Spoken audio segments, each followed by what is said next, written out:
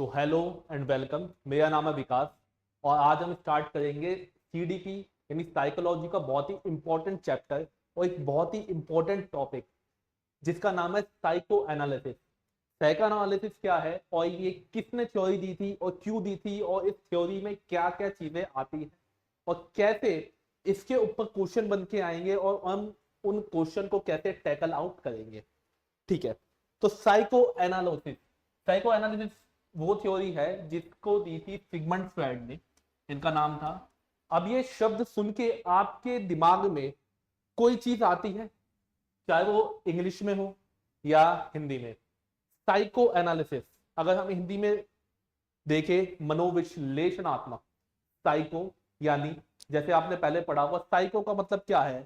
Psycho यानी हमारे दिमाग में जो चीजें उठती है या हमारी आत्मा की आवाज या हमारे अंदर जो हम चीजों को सोचते या समझते हैं उसका एनालिसिस यानी साइको एनालिसिस।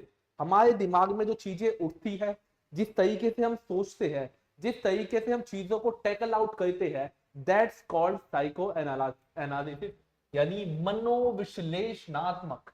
हर चीज की बारीक से बारीक, छोटी से छोटी या बड़ी से बड़ी चीज को देखना, सुनना, समझना और उसके ऊपर हम रिएक्ट कैसे करेंगे, ये थ्योरी दी थी सिगमंड फ्रायड ने।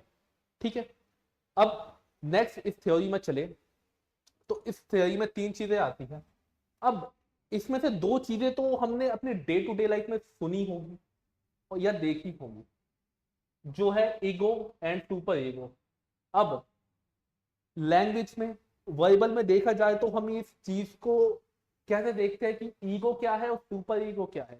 अगर एक नॉर्मल इंसान से हम पूछे कि भाई ईगो क्या है और सुपर ईगो क्या है, तो वो बताएगा ईगो इंसान की वो होती है कि यार मेरी ईगो हर्ट कर दी, कि मेरी ईगो को ठेस पहुंची, ईगो में आके श्रेय तैयब ने मैच जिता दिया। ठीक है, लेकिन ईगो का मतलब रियल में वो नहीं है। ईगो का मतलब है अहम। अहम हिंदी में कहे तो अहम यानी मैं। वहां से ईगो का जो शब्द है वो जनरेट होता है, अहम यानी मैं। अब आप पूछेंगे कि यार ईगो, अहम यानी मैं, तो सुपर ईगो और इद यहाँ पे क्या आ गया? ठीक है, वो चीज भी हम यहाँ पे क्लियर आउट करते हैं। आपने कई मूवीज देखी होंगी, बहुत सारी मूवीज देखी होंगी जहां पे एक करेक्टर होता है। ठीक है, एक करेक्टर ले लिया। ठीक है, अब उसे कोई काम करना है। ठीक है, अब कोई भी काम करने के हमारे पास दो रास्ते होते हैं। एक तो उस काम को हम किसी सही तरीके से करें या उसी काम को गलत तरीके से करें। दो रास्ते होते हैं हमारे पास। ठीक है, और हमें उस रास्ते में से चुनना है किसी एक रास्ते को।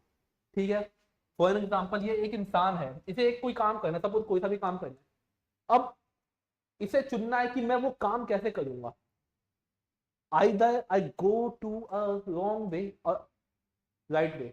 ठीक है, अब आपने कई मूवीज में देखा होगा, मैं मूवीज का रेफरेंस बहुत ज्यादा लेता हूँ ताकि हमारे दिमाग में वो चीज बैठ जाए। आपने कई मूवीज में देखा होगा कि है ना, एक करेक्टर होता है, जैसे मैंने यहाँ पे एक करेक्टर बनाया है। अब इस करेक्टर को एक डिलेमा होता है कि यार मुझे काम करना चाहिए या नहीं करना चाहिए। वो कंफ्यूज होता है कि मैं ये काम करूं या ना करूं।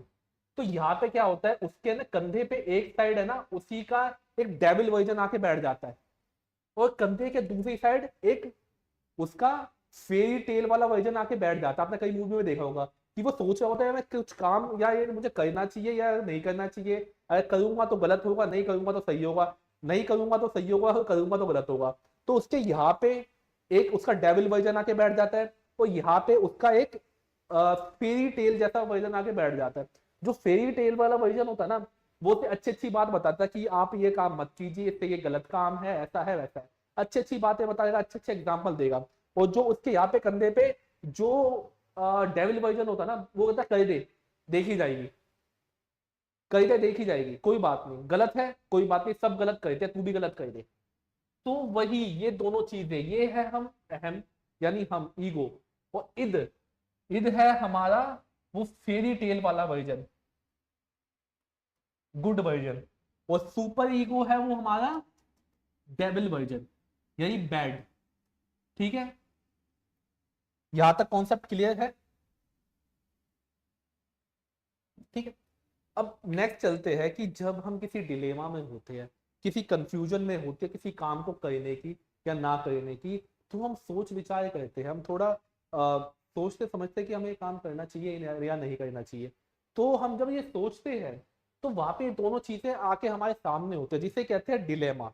आगे क्वेश्चन में आएगा व्हाट इज डिलेमा। जब हम किसी सिचुएशन में फंस जाते हैं जहां पे हमें ये पता नहीं होता कि हमें वो काम करना है या नहीं करना है, हमें सोचने समझने की शक्ति हमारी थोड़ी स्लो हो जाती है या कंफ्यूज हो जाते हैं, उस सिचुएशन को कहते हैं कंफ्यूजन, कि हमें वो काम करना है नहीं करना। वहां पे ये आता है ईगो। ईगो यानी हम, और इद मतलब वो होता है जहां पे हम एक अच्छे सोच समझ के शांति से अच्छे काम करते हैं इन अ गुड मैनर, और ये हम है।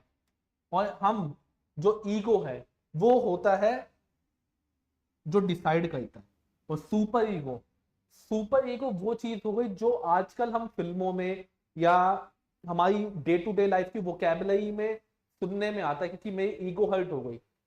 तो ये वो चीज है जो हम हाइपर होके, जो हम बिना सोचे समझे, बिना किसी रिजल्ट की चिंता किए जो काम कर देते हैं, दैट इट सुपर ईगो। ठीक है, जो होती है हमारी बैड इंस्टिंक्ट। तो ये कॉन्सेप्ट था इद, ईगो और सुपर ईगो का। बहुत से एग्जाम में छोटी छोटे उसमें भी आ गई what is id, what is ego and what is super ego.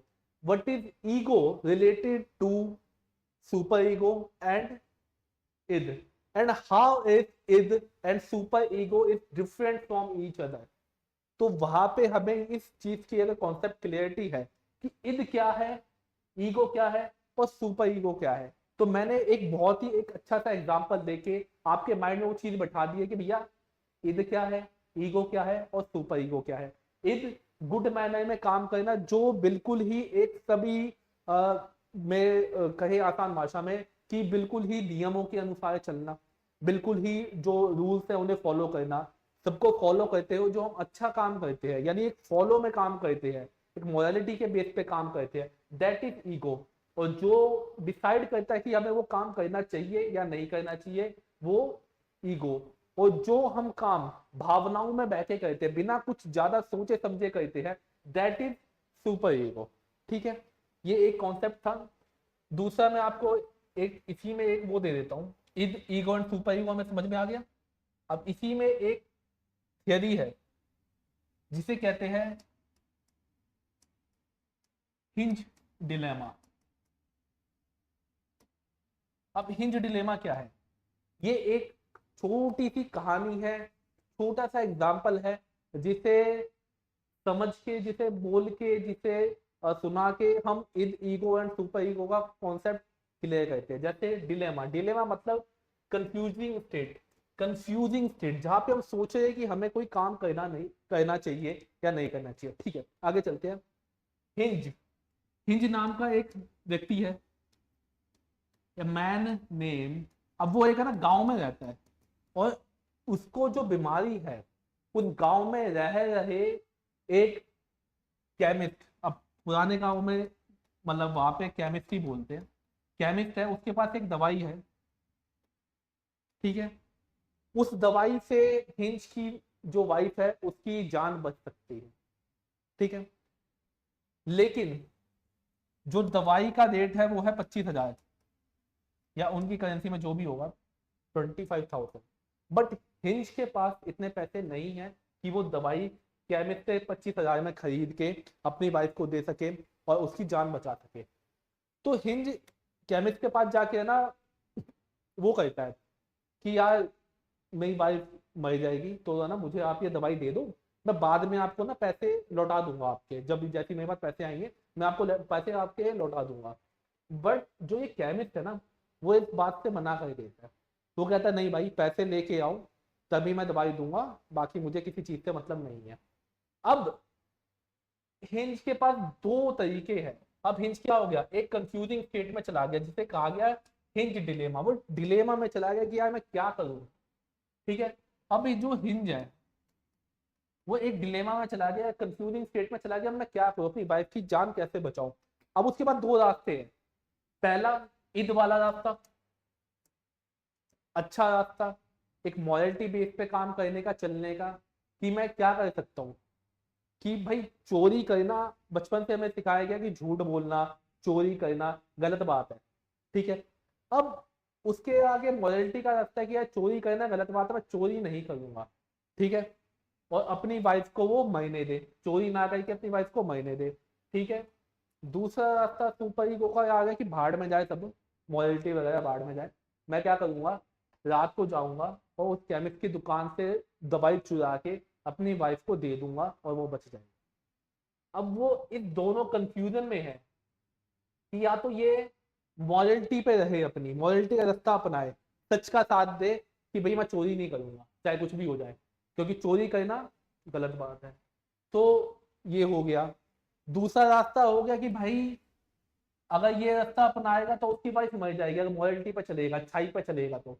लेकिन अगर वो सुपर ईगो की बात सुनता है, अपनी सुपर ईगो की बात सुनता है, तो वो क्या कर सकता है कि रात को जाके केमिस्ट के पास से वो दवाई ले सकता है और अपनी वाइफ को बचा सकता है। बट वहां पे क्या होगा, उसकी मॉरलिटी ब्रेक हो जाएगी, सुपर ईगो में उसकी मॉरलिटी क्या हो जाएगी, ब्रेक हो जाएगी, ठीक है। उसे मॉरलिटी और अच्छेपन से हटना पड़ेगा, दैट इज सुपर ईगो, कि दुनिया भाड़ में जाए, मॉरलिटी भाड़ में जाए, मैं जाके अपना काम करूंगा, अपनी वाइफ को बचाऊंगा।